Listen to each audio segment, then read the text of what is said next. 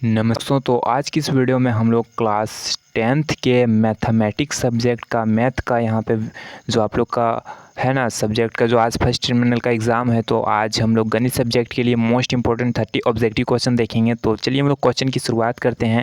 पहला क्वेश्चन में है यूक्लिड विभाजन प्रमेय का सूत्र क्या है। तो इसका राइट आंसर होगा a बराबर BQ+R, यानी कि ऑप्शन नंबर 1। जैसे कि यहाँ पे 17 को हम लोग 5 से भागा देंगे तो होगा 5 गुने 3 प्लस में 2, यानी कि 17 बराबर क्या होगा भाज्य 5 क्या हो जाएगा भाजक 3 होगा भागफल और 2 होगा शेषफल। बढ़ते हैं हम लोग नेक्स्ट क्वेश्चन की ओर। दूसरा में 96 और 404 का एचसीएफ क्या है। जब हम लोग 96 को 404 से भागा देंगे तो 20 बचेगा। 20 से जब 96 को भागा देंगे तो 4 बार में 80/16, यानी 16 बचेगा। 16 से जब हम लोग 20 को भागा देंगे तो एक बार में 16, 4 बचेगा। जब 4 से हम लोग 16 को भागा देंगे 4 चक 16, तो सब यहाँ पे कुछ नहीं बचेगा। तो यहाँ पे राइट आंसर बी होगा 4। आगे बढ़ते हैं हम लोग नेक्स्ट क्वेश्चन की ओर। एचसीएफ ए बी बराबर 6 और एलसीएम ए बी बराबर 72 तथा ए बराबर 18, तो बी कितना होगा। तो एचसीएफ यहाँ पे कितना है, एचसीएफ बराबर है 6, एलसीएम बराबर है 72, एक संख्या है 18। तो एक संख्या क्या होगा, यहाँ पे जब दूसरी संख्या से गुना करेंगे एचसीएफ इंटू एलसीएम, यानी कि 6 गुने 72।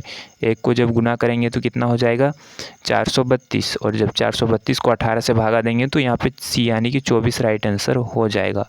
आगे यहाँ पे क्वेश्चन है क्वेश्चन नंबर 4। बहुपद px बराबर x² माइनस 5x प्लस 6 के शून्यक क्या है।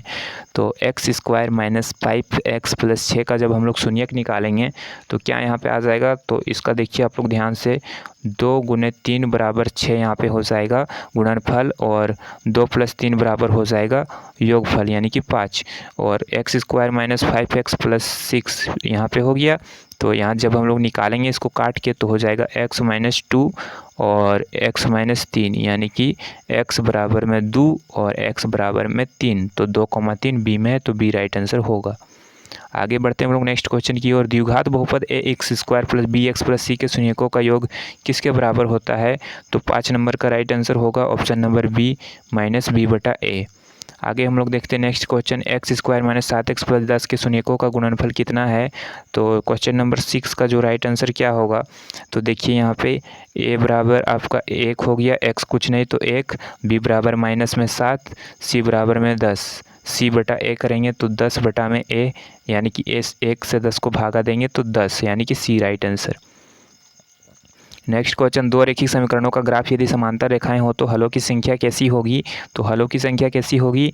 तो क्वेश्चन नंबर 7 का राइट आंसर होगा ऑप्शन नंबर डी, कोई हल नहीं होगा।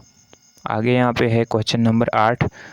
समीकरण 2x + 3y = 6 में यदि x बराबर 0 है तो y का मान क्या होगा। तो 2x + 3y = 0, तो x बराबर 0 तो y का मान यहाँ पे पूछा है। तो राइट आंसर इसका क्या हो जाएगा।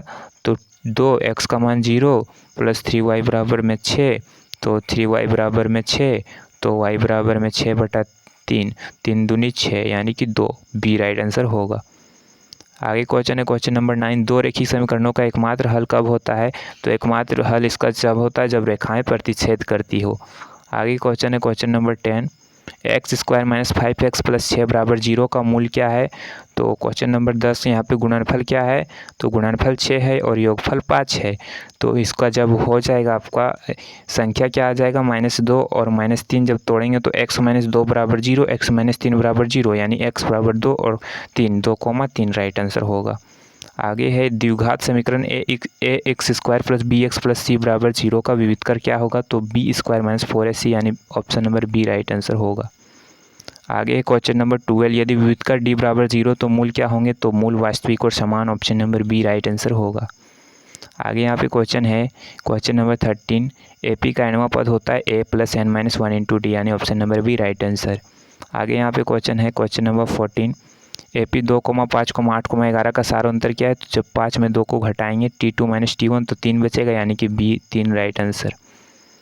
आगे यहाँ पे है AP का प्रथम पद 5 और सारोत्तर 3 है, तो इसका 10वां पद क्या होगा। a बराबर है 5, d बराबर में है 3, n बराबर में है 10, तो a + n - 1 × d, तो an बराबर ये हो जाएगा सूत्र।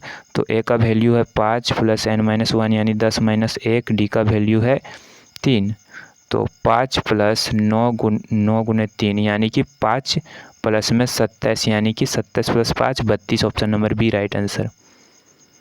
आगे यहाँ पे क्वेश्चन है, क्वेश्चन नंबर 16, एपी के प्रथम n पदों का योग क्या होता है? तो n/2 2a + n-1 × d यानी option number A right answer.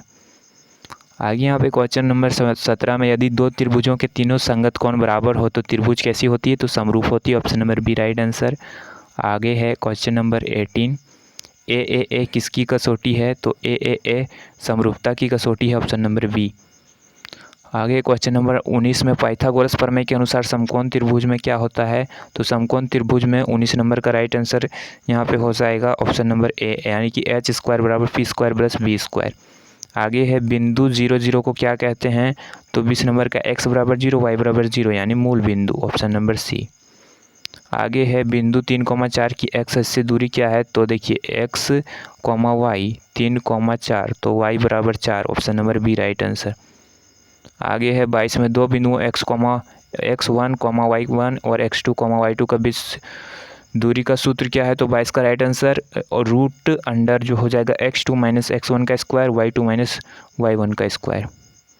आगे है साइन थीटा बराबर है, तो 23 का राइट आंसर होगा बी, लंब बट्टा कर्ण के बराबर है।